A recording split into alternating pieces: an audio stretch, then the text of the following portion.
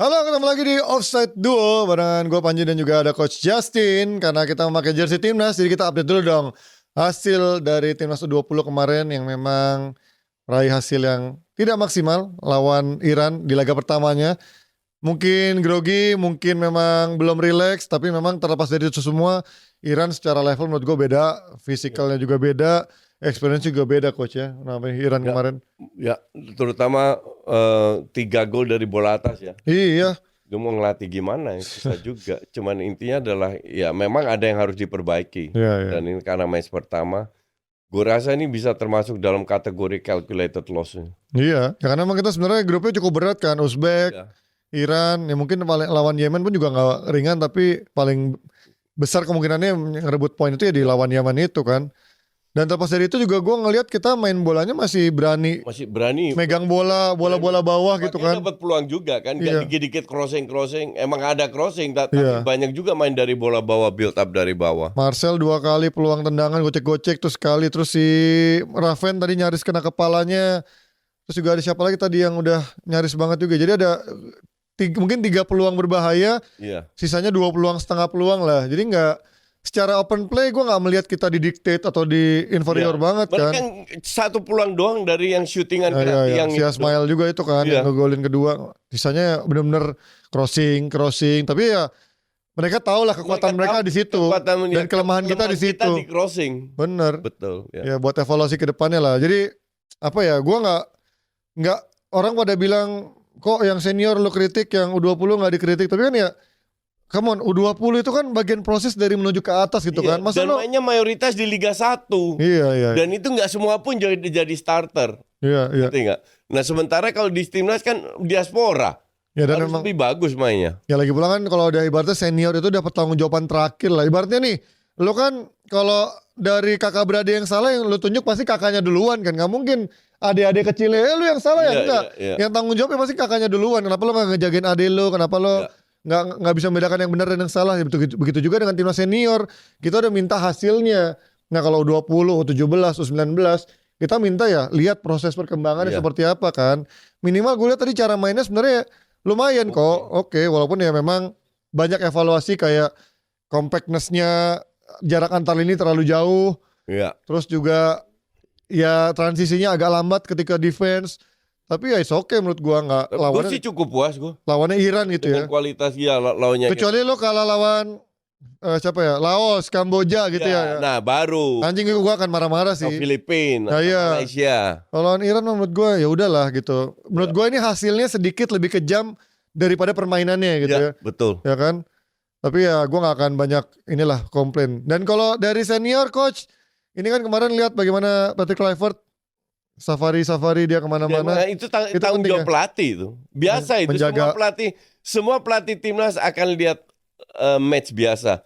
Gareth Southgate melakukan, Ronald Koeman melakukan. Nonton sana sini kan. Jadi emang benar emang harusnya seperti itu kan. Jadi dia bisa konsultasi sama pemain-pemain dan sekaligus masukkan kira-kira dari mereka siapa pemain-pemain yang memang layak diberi kesempatan juga di sana nanti waktu menuju bulan Maret. Walaupun ya udah bukan waktu coba-coba coach ya, emang dalam waktu sesingkat ini Patrick Kluivert udah harus menyiapkan pemain terbaiknya. Terbesarnya ya waktu. Iya, udah bukan eksperimen lagi. Gak bisa, nggak ada waktu untuk eksperimen. Iya.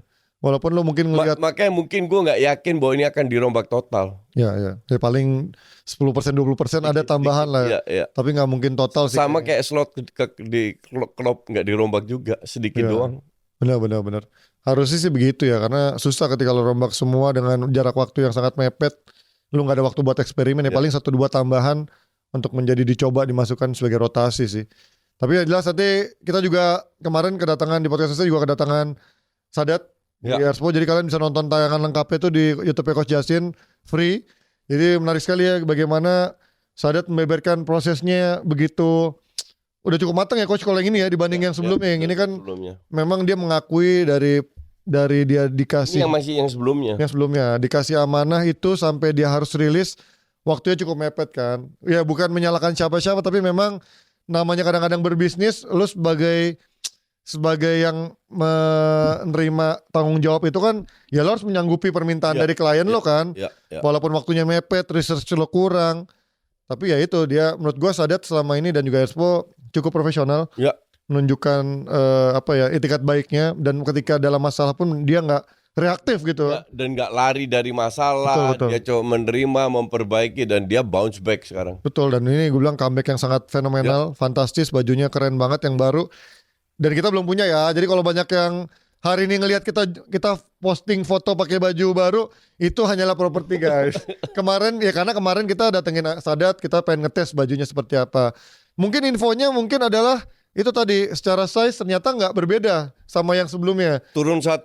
Iya, karena enggak, sebenarnya sama coach, cuman beda tipis. Cuman mungkin secara fittingannya mungkin lo bisa lebih fittingnya yang turun 1 kayak coach tadi pakai L, pakai M pun masih bisa. Ya. Karena ternyata tadi kata Sadat ada permintaan dari pemain-pemainnya. Ukurannya sebenarnya mirip-mirip, cuman memang yang dulu tuh L sama XL-nya panjangnya kelihatan banget bedanya. Nah, ini L sama XL panjangnya tuh sama, cuman beda di fittingan lebar sama ininya, fittingan tangannya. Jadi gua tuh sebelumnya pakai XL. Kalau pakai L tuh ininya agak ngatung. Nah, tadi gue nyoba yang jersey timnas terbaru pakai L, ininya nggak ngatung. Jadi kalian bisa memilih tuh antara L atau XL yang badannya kayak gue yang 178 cm, beratnya 80 something. Itu bisa memilih kalau kalian pengen yang agak pengen relax pakai baju yang XL. Kalau yang pengen bodybuilder pakai yang L gitu. Kalau yang Koci juga akhirnya M apa L? M gue. Dia sebelumnya pakai L. Di jersey yang baru pakai L. Gue pakai M nanti. Tapi ini juga gak begitu kegedean ya sebenarnya ya? Gak juga. Cuman panjangnya sedikit kegedean ya. Tadi yang kalau M sih tapi memang lebih fitting ya kalau yang jersey timnas terbarunya. Dan pastikan kalian belinya ori guys. Betul. Jadi udah dikasih 3 versi. Ada jangan beli KW ya. Ya, supporter version 199 atau 200.000. Replika itu tadi 599 atau 600.000. Dan yang play ratio 1299 1,3. Dan buat 1.000 pembeli pertama dapat box yang bagus banget itu buat play ratio-nya. Ya. Tapi kalaupun enggak, ada udah packaging plastiknya yang juga keren, nggak keresekan kayak zaman dulu ya. Dan yang nanyain long sleeve, tanggal 3 Maret udah tersedia long sleeve-nya. Jadi kalau yang besok yang hari ini 14 Februari baru bisa order yang short sleeve. Nanti yang long sleeve baru bisa di tanggal 3 Maret. Dan nanti di jersey tanggal 20 Maret timnas lawan Australia. Insya Allah kita udah pakai jersey semua nih mendukung timnas kita walaupun away day. Tapi nanti waktu lawan siapa berikutnya? Bahrain nih. Bahrain kita udah di GBK kita udah pakai jersey terbaru semuanya. Kita nggak ke GBK my friend. Ya semuanya. Kita di studio L Studio. Pastikan kalian mendukung dengan membeli jersey yang ori. Itu dia. Oke, itu dia sedikit dari update dari lokal atau dari dalam negeri. Kita pindah ke Liga Champions. Ini ada berapa pertandingan seru. City Madrid coach. City Madrid is the best ya. Gila ya. Gue pikir ini akan alot kan. Karena leg pertama. Tapi ternyata dengan masing-masing punya kekurangan. Backnya City amburadul. Babak pertama jelek gue bilang. Iya. Dan ditambah backnya Madrid juga agak jelek menurut gue. Tapi ternyata kedua-dua kekurangan ini ditutupi dengan kengototan dua tim ini ya. Iya. Tapi di sinilah kita lihat kalau gue bilang. Inilah City musim ini. Iya, gak bisa dibandingkan dengan musim-musim sebelumnya. Memang alot emang udah turun semua. Iya. Kualitas bener Kevin De Bruyne itu kayak nggak fisiknya habis tau nggak? Iya. Jelek banget fisiknya itu. Makanya dia jarang jadi starter juga sekarang ya. Dihemat-hemat lah staminanya. Jadi untuk gue ya, City itu dibantai 4-1 lama Sporting. Iya. Kemarin sama Arsenal 5-1. Iya. Sama Spurs 4-0. Spurs loh. Iya. Bukan tanpa alasan berarti memang. Iya. Jadi untuk gue dan gue udah bilang di DPI juga kan bahwa siapa yang lolos ya gue bilang Madrid. Walaupun lo harap salah gitu kan. Walaupun gue harap salah. Itu subjektif kan. Iya. Tapi kalau gue objektif ya Madrid jelas-jelas. Dan kemarin Madrid menunjukkan kualitasnya terutama 4 pemain depan. Iya sih. Penggantinya pun juga berkelas. Vinicius gokil kemarin mainnya walaupun dia gak ngegolin ya tapi 2 assist. Kemarin mainnya tajam banget. Dan memang ya lagi-lagi kemarin selain backnya yang menurut gue City juga gak begitu bagus, dia kemarin udah kayak minim kreativitas menurut gue, kayak buntu gitu. Ya. Grealish, Savinho bisa dibilang. Grealish kan cedera.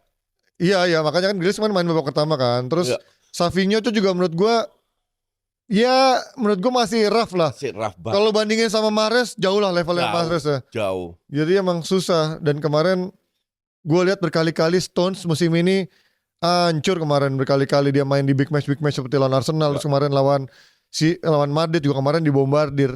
Nah, Rico Lewis Ya itu juga. Tiap kali dimainin Rico Lewis selesai. Iya juga kemarin jadi bulan-bulanan dari Madrid kemarin. Justru kemarin waktu Brahim Diaz masuk lebih nyaman tuh dia lini serangnya. Coba lihat tadi bawah Madrid kemarin kan si Brahim Diaz masuk dari bench kan di babak kedua. Kan. Rodri kemarin kurang oke mainnya. Begitu si itu masuk jadi lebih enak semuanya dan Dani Ceballos juga di babak pertama ini nggak begitu bagus. Tapi di babak kedua sih ngeri lah. Tapi lu pernah kebayang nggak Dani Ceballos jadi starter di Real Madrid? Ya. Tapi itulah hebatnya Ancelotti. Bisa memberikan peran yang begitu besar kepada Dani Ceballos walaupun walaupun jelek gitu. Tapi dia berani ngambil resiko itu gitu kan. Beruntungnya nggak jebol duluan. Dan kemarin itulah kualitas dari back-backnya kayak Asensio harusnya nggak kebobolan yang golnya Haaland itu. Menurut gua ya itulah back kualitas dari Asensio. Kalau itu mungkin Rudiger, Alaba mungkin harusnya nggak kelewatan seperti bola golnya Haaland itu. Tapi ya ini menunjukkan memang kelasnya Madrid ya mengerikan ketika 3 pemainnya atau minimal 2 pemain on fire aja. Nggak usah 4-4-nya. Udah bisa membahayakan dari tim lawan sekelas City even sekalipun. Terus juga kita pindah dari City Madrid ke kemarin Feyenoord Milan kok. Nonton nggak? Nonton. Gimenez yang pindah ke Milan ternyata Milan jelek. malah salah pindah dia kayaknya. Dan mainnya jelek. Feyenoord nggak bagus-bagus amat juga. Iya. Cuman Milan jelek gue bilang. Asli jelek. Feyenoord tuh lebih ke apa ya? Agak gerasa gerusuk sih. Iya. Tapi memang itu karakter Feyenoord. Ya kualitasnya guys. Ya. Apa adanya kualitasnya kan. Justru Milan harusnya tidak terpengaruh dengan permainan Feyenoord. Lebih kontrol pertandingan. Mungkin mereka sedikit lebih kontrol pertandingan. Tapi nggak ada kreativitas juga. Tapi gue kemarin gila sih ngeliat ya kalau Timber emang cukup solid lah di tengah. Cuman kemarin si Paixão, gue gak nyangka dia bisa membuat Kyle Walker keteteran sepanjang pertandingan ya. Walaupun dia diganti menit-menit akhir lah si Paixão itu. Yang jelek itu yang kanan itu Hachi itu. Oh iya. Wah jelek banget itu, ambil keputusan salah mulu. Iya, apalagi terakhir dia ada punya peluang matang malah di shoot juga bukan dioper kan. Terus juga ya tapi menurut gue kemarin juga dia strikernya kurang bagus. Coba kalau itu mungkin Gimenez masih di Feyenoord. Mungkin dia iya kan sama pengganti juga. Siapa tuh striker yang kayak orang Latin? Weda bagus kalau di Asia. Man siapa pengganti strikernya juga menurut gue jelek tuh si Kak Karansa. Iya kurang oke lah si Karansa. Muda lah pemain muda itu. Dan gue kemarin lihat mainnya lagi si Joao Felix. Jelek nih anak main. Jelek. Kemarin jelek banget Felix. Dribbling. Terus diving pula sempat minta penalti. Itu gue malesnya sama pemain Portugal gitu. Jelek Suka banget diving. Gue gak ngerti Felix ini. Emang gue bilang sih Felix ini gak bisa main sebagai tim ya. Menurut gue dia emang harus dikasih free roll untuk bisa lebih leluasa. Tapi masalahnya di Milan punya karakter yang mirip. Kayak Pulisic juga harus banyak dikasih kebebasan. Leo apa kabarnya harus dikasih kebebasan juga. Jelek juga Leo. Iya makanya lu punya 3 pemain begitu ya susah tabrakan. Ditambah gue gak ngerti fungsinya Fofana itu apa di sana selain jadi patung di Milan. Gue gak ngerti. Dibanding Benacer yang dulu punya kualitas yang lebih mobile, Fofana ini benar-benar kayak gedong sih menurut gua. Iya. Jelek banget mainnya si Fofana. Pavlovic, oke lah mungkin back modern dituntut untuk bisa bantu serangan, megang bola. Enggak. Tapi lu nggak guna. Kualitasnya nggak guna. Bener. Lu sok-sok mau cut inside nendang. Hey come on, lu masih bisa ngasih bola ke Reinders, masih bisa ngasih bola ke pemain lain yang punya shot lebih bagus. Pavlovic berkali-kali maksa nendang dan akhirnya cuma tendangan-tendangan pelan. Tapi ya ini yang kemarin ke depan juga dia. Iya. Dan kemarin tapi walaupun kebobolannya Paixão pun juga blundernya Maignan ya. Harusnya kemarin gak kebobolan yang kayak gitu. Tapi kemarin keren sih mainnya si Paixão. Ya di kandang Milan sih mungkin Milan akan lebih dominan. Harusnya Milan bisa menang. Harusnya bisa menang sih dengan permainan. Tapi ya kalau Feyenoord parkir bis juga. Karena kemarin juga agak buntu tuh. Miskin kreativitas juga Milan kemarin. Iya. 1-0 kita lihat apakah Italia akan kesusahan karena Atalanta pun juga kemarin kalah lawan klub Brugge. Kan gue bilang di kemarin klub Brugge tuh lumayan loh cara mainnya, cuman klub Brugge itu rank 2 loh di Belgia. Iya. Not even rank 1. Tapi mainnya bagus coach dia. Memang ya tapi lagi-lagi memang yang membuat dia kalah adalah kualitas gitu. Iya. Tapi cara permainan secara unit mainnya bagus, tapi ya lagi-lagi nanti di leg kedua ya semuanya bisa berubah gitu. Iya. Kita lihat kemarin 2-1 ya gue sih oke lah untuk Atalanta dalam arti kalah harusnya enggak, tapi ya mereka punya power di kandang. Iya, ya harusnya mereka bisa lolos ya. Harusnya Atalanta lolos gue bilang. Kita lihat dari Brugge ini emang cukup merepotkan, tapi ntar Atalanta punya chance di leg kedua. Walaupun nih gue nggak tahu apa Lukman tuh kayak cedera cukup panjang ya. Jadi coba lihat cadangannya kemarin belum ada kan? Belum, Lukman masih cedera. Iya, makanya Lukman tuh menurut gua ngaruh banget. Nggak ada Lukman. Iya. Kan Lukman salah satu top scorernya kan di Eropa. Jadi ya benar-benar ngaruh nggak ada si Lukman kemarin. Oke, kita pindah dari Brugge ke Atlanta ke mana lagi kemarin ya, Juventus PSV. Celtic layak kalah. Munchen, Sporting yang kaget. Tapi itu sesuai dugaan lo menangan Iya. Dortmund ya. Tapi ya gue gak expect. Ya, itulah Sporting overrated team. Semenjak di tim tinggal Amorim sih emang beda banget dengan juga sih. Overrated pelatih juga. Iya sekarang. Pemainnya juga overrated. Ya, gue lihat mereka diobok-obok 5-1 kok. Iya. Di kandang sama Arsenal. Gue bilang ini very overrated. Dan terbukti habis itu kalah. Susah lah. Emang Sporting di Eropa udah menurun banget memang. Berat untuk 3-0 untuk bisa ngebalikin sih kalau ini. Bakal balik gitu. Iya. Sporting pula. Juve PSV ini kemarin gue juga sempat nonton hampir menit 60. Menurut gue ya Juve sih punya chance untuk menang sangat besar. Secara permainan emang dia lebih nguasain dominan. ya. Oh, Juve bagus loh mainnya. Bagus mainnya. Terutama babak pertama itu keren banget mainnya. Cuman memang efektivitasnya Muani sama Vlahovic ya not good enough lah. Tapi serangan-serangan sayapnya kemarin si Wea kenceng banget. Si Banggula juga lumayan lah kemarin sejak masuk babak kedua. Tapi McKennie juga di bawah Mota nih kayaknya dia menemukan lagi performanya, bisa main di mana aja gitu, mau jadi DM, mau jadi tengah, mau jadi sayap, kayaknya cukup versatile lah mau jadi pemain. Tapi terlihat kemarin juga back-backnya gue agak sedikit menganggap remeh Renato Veiga ya, cuman kemarin gue ngeliat Gatti nih mainnya bagus sih. Ini back yang apa ya, modern lah, badannya gede tapi bisa megang bola maju-maju ke depan juga. Nah kalau Pavlovic bisa punya kualitas kayak Gatti, ya mungkin Milan kemarin bisa lebih banyak opsi serangan, tapi Pavlovic kemarin nggak punya kualitas kayak Gatti. Gedung lah gue. Iya, Pavlovic jelek banget. Nah Gatti ini bagus menurut gue, tapi nggak sebagus Bastoni. Timothy Weah kok di bek kanan ya? Iya kan emang wing kanan dia. Oh, tapi kemarin nyerang mulu mainnya. Oke. Jadi si David Luiz agak masuk loh katanya, agak ini nahan di tengah, dia naik mulu ke depan. Kelly, Veiga sama Gatti bertahan. Oke, dari ini ada habis dari Liga Champions ya. Kalau kita nggak ngebahas Europa League karena ya kita baru siaran di hari Kamis malam, nggak mungkin bisa update dari ini. Nah kita ngomongin soal big match yang akan terjadi pada akhir pekan. Ada big match apa ya? Inter lawan Juve. First MU itu bukan big match itu. Itu tim papan bawah itu, derby papan bawah. Lo live actionnya apa sih? Perebutan rank 13 itu. Ya itu lagi menang lah anjing Liverpool. Jangan. Tapi sebelum Liverpool Wolves kan ada Liverpool Everton. Lo kemarin kaget nggak lihat Everton bisa nyamain? Kaget. Menit akhir ya. Itu murni kebantu sama Salah. Salah itu nggak kelihatan loh. Iya ya. 1 peluang 1 gol. Itulah kenapa Liverpool meroket. Mereka punya satu pemain yang namanya Salah yang nggak butuh banyak peluang, nggak butuh main bagus, tapi bisa cetak gol.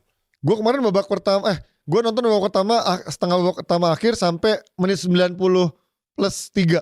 Taunya golnya kan 90 plus 8 atau 20 kan. Gue kaget tuh udah matiin TV. Adalah anjing Liverpool sama gue menang. Juga. Tapi gue udah ini mah selesai. Iya, taunya Tarkowski. Tarkowski kan. Ya. Anjing dapat bola-bola kayak gitu. Gila bisa. Tapi menurut gue Liverpool kemarin agak buntu ya. Jelek. Ya kan jelek mainnya. Bukan Liverpool yang kita. Bener, gue setuju. Kemarin Salah benar jadi lah anjing bisa Salah golin begitu kan. Dan itu pun Salah golin dari deflect kan, mantul-mantul dari crossing. Dapat bola gratisan. Ya tetap lo harus bisa cetak. Ya betul, dan emang lo harus menjadi right man on the right place, dan Salah sering sekali menjadi itu buat Liverpool. Gue liat kemarin Diaz mainnya jelek, Gakpo mainnya jelek.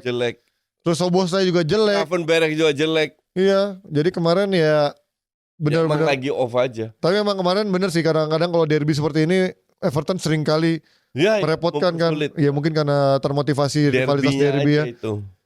Dan kemarin ya ini seri rasa kalah buat Liverpool karena sekarang poinnya jadi cuma beda berapa? 6 ya coach sama Arsenal ya? 7 ya? Ini nggak bisa main. Nggak bisa. Sama Wolves. Nggak bisa main-main lah buat kayak gini untuk Liverpool. Ternyata nggak bisa senyaman itu dia. Ngelihat Arsenal sekarang dia pelan-pelan mengintip-ngintip dari bawah, beda 7 poin. Tapi Arsenal strikernya cuma 3. Oh iya, Havertz cedera ya. Jadi tinggal Gapsus sama Trossard ya. Sama Sterling. Oh iya, ada Sterling, gue sampai lupa dia pemain nggak jelas mainnya sekarang belakangan anjir.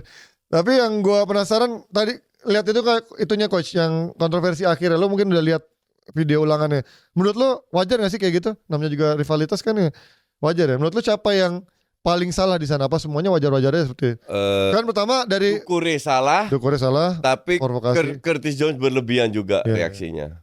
Ini sering terjadi sih, kayak kayak sering terjadi. Pemain ke supporter tuan rumah akhirnya memicu kemarahan. Tapi menurut gua Liverpool harusnya nggak dalam posisi mereka mudah terpancing seperti ini ya. Justru mereka frustrasi dengan hasil ini. Iya sih, tapi kan masih 7 poin coach pertama. Iya. Terus kedua mereka nggak kalah.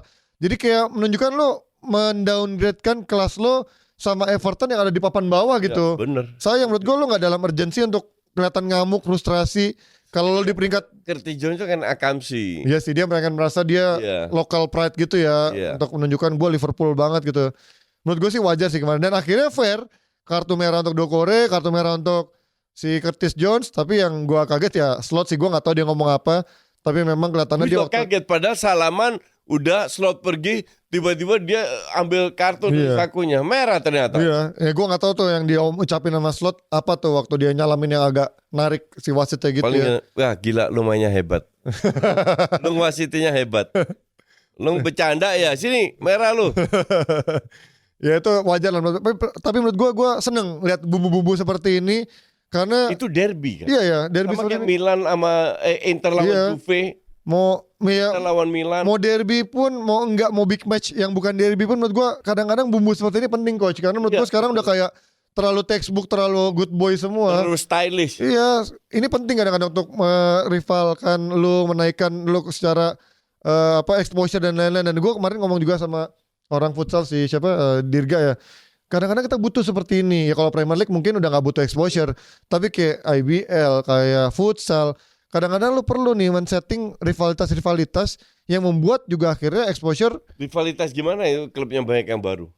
Enggak, tapi kan lu bisa icon-iconnya kayak dulu ada Ronaldo, Messi coach. Di futsal lu mungkin bisa bangun siapa tuh yang ikoniknya di futsal, membuat bumbu story pada akhirnya fans tuh jadi terpancing pengen tahu ini siapa sih gitu loh. Nah, menurut gue nih bumbu-bumbu Premier League ini udah jarang dari eranya dulu Wenger, Ferguson, Wenger, Mourinho. Dulu dikit-dikit merah. Iya kan? Merah. Dan seru gitu, dan ada keributan. Bahkan sama pemain lo satu tim berantem. Boyer sama Dyer, bukan Dyer, Kieran Dyer. Itu menurut gua kadang-kadang bumbu seperti itu penting untuk melihat, ya walaupun emang itu bukan perbuatan terpuji ya, tapi dilumrahkan lah kayak gitu-gitu, nggak usah terlalu lebay, nggak profesional ini nggak itu. Kadang-kadang namanya adrenalin dan juga sepak bola seperti itu. Terus juga Liverpool lawan Wolves, terus juga MU lawan Spurs coach. Ini sebenarnya Spurs dibilang hancur banget kan. Spurs itu punya ternyata 10 pemain cedera loh. Iya, banyak. Dulu makanya gue bilang backnya kan parah banget coach. Banyak banget tuh. Backnya bukan back yang sebenarnya. Spence jadi back kiri, Gray jadi back tengah, kanannya Poros udah main lagi, gelandangnya gonta-gantian, depannya juga ada cedera juga berkali-kali. Jadi gue kemarin sempat melihat ya wajar, tapi ya cukup mengejutkan juga gitu si Levy bisa cukup sabar sama seorang Ainge yang gue nggak ngerti apakah memang Ainge ini udah dikontrak nggak apa-apa hasilnya jelek, yang penting lo bisa memainkan sepak bola yang nggak monoton atau gimana nih? Lo tuh parahan mana nih Spurs sama MU nih? Dua-dua parah sih. Levelnya parahnya beda, tapi Spurs parah nih. Iya. Cuman Spurs jelek karena 10 pemain cedera. Iya. MU jelek karena emang jelek. Enggak, karena 10 pemain enggak ada yang bisa dipakai anjing. Karena emang katro MU ini. Rashford, Anthony, semua pergi. Siapa lagi? Enggak ada. Iya. Malaysia, ditambah Luke Shaw cedera, malah si Martinez juga sekarang cedera. Siapa lagi? Udah, sisanya emang gak kepake eranya Amorim kan, kayak si tuh Mason Mount. Oh, gue lupa punya Mason Mount. Iya, Mason Mount ya. Pantesan, kayaknya ada yang kurang siapa di lini depan. Mason Mount gak pernah main. Ya udah lu praktis tinggal. Donny Evans gak main musim ini tapi cedera. Ya wassalam sih, ini menunjukkan ya MU emang benar-benar tight banget skuadnya. Lo gak punya pilihan, tapi ya lo harus. Bisa menang gak MU? Bisa coach. Karena lo fans MU. Enggak. Bisa. Lu kan selalu ngarep. Karena lu bahkan juara European League aja ngarep biar bisa main Champions Karena League. Spurs mainnya cukup terbuka juga coach eranya Iya. Ya kan MU kan di bawah Amorim justru lebih enak kalau dapat space kayak gini kan. Ya itu juga. Masalahnya kita punya Zirkzee dan Højlund yang gak tahu kapan nyetak gol ya anjing. Kalau gue sih melihat, ya gue harap semoga Dalot dicadangin kali ini. Tapi gue gak ngerti apakah Amorim sangat cinta banget sama Dalot. Udah berkali-kali Dalot dikasih kesempatan mulu. Padahal Dorgu kemarin cukup menjanjikan. Harusnya dikasih kesempatan lebih. Ya di kanannya lo pilih lah, mau Mazraoui atau lo mau maksa seorang Diallo di sana jadi wingback kanan pun gak masalah gitu. terus si Zirkzee di belakangnya si Højlund itu pantas dicoba. Tapi kalau Dalot kayaknya berat lah buat bisa menangkan laga ini dengan Dalot di sana. Dan dari Inggris kita pindah ke Serie A, coach. Inter Juve. Lu melihat Juve mainnya bagus kemarin kan di Liga Champions. Juve itu kan udah 13 seri kali. Ya, tapi terakhir udah menang lah terakhir. Ya udah terakhir menang, cuman mereka jago seri lah. Ya, dan Inter seri juga nggak konsisten.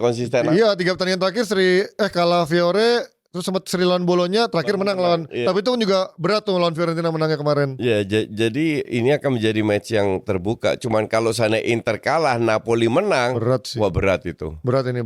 Ini berat karena nggak jauh. Kayaknya bentar lagi juga Inter bakal ketemu Napoli lagi kan, nggak salah dalam waktu dekat. Jadi ini laga yang harus dimenangkan kalau Inzaghi dan Inter mau menangkan Serie A musim ini. Ya. Karena dia udah 3 kali gue ingat dia punya chance untuk merebut Capolista, tapi berkali-kali juga dia kepleset.